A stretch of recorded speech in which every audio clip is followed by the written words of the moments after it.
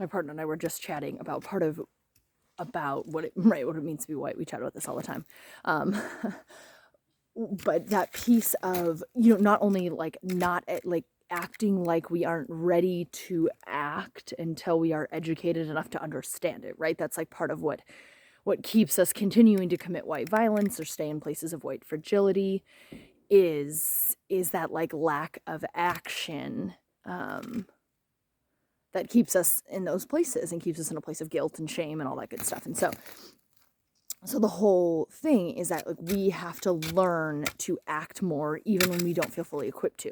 So my partner and I were just reflecting on how like it feels like what has taken us so long to like act in situations is feeling like if we call someone out for their racism, or if we say that like, or if we think something's like ableist, or if we think something like doesn't really sit right with us, right? Like that like gut feeling of like, ooh, is that like if we're gonna say something, if we're gonna challenge that person, then we need to have something to back it up, right? That we need to have enough like proof and research and sources to explain why that was racist, or why that didn't feel good, or why that hurt, or why we think it's patriarchal, or all those kind of things. Is that we feel like we should have like ready for like a conversation around it, right? But what we are now realizing, right, and is that like we don't have to have all the answers. Like white people don't have to have all the answers. The whole point is that white supremacy is the norm. It's embedded into like our culture. It's embedded into who we are. It's embedded to all the systems we're a part of. And so when we say nothing, those systems just continue. And so silence is the worst thing that we can do, right? Is just remain silent. And we have all of these myriad of excuses for why we stay silent. And one of those things is that we don't feel like we are equipped enough to challenge something, right?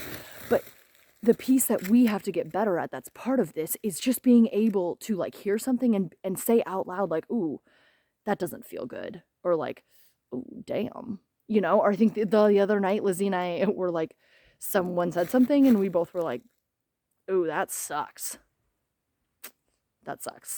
right? And so then, and that's the thing, is like, because even if people are like, oh, why does that suck, you could easily be like, I don't know, it just doesn't feel good, or like something about this word doesn't feel good, right? We don't have to have the answers. The whole thing is just like is a dialogue. But instead, because white supremacy teaches us that there's like above and below and right and wrong, and these like completely like opposite ways to live and function, is we miss all the in-between area that's like, what on earth makes us think that we need the answers? Like, white people don't need the answers. We don't know exactly why that doesn't feel great, or why that hurt, or why, like, we think that term is racist, but we don't totally know why. It just kind of seems like it is. Why can't we just say that, right? And so that's what we have to get better at as white people, is like saying something doesn't feel right.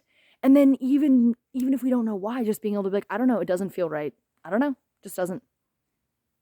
And like, that is part of healing from white supremacy. It's just being able to step into a conversation that we don't know, but we're not also going to let this slide because it doesn't feel good, right?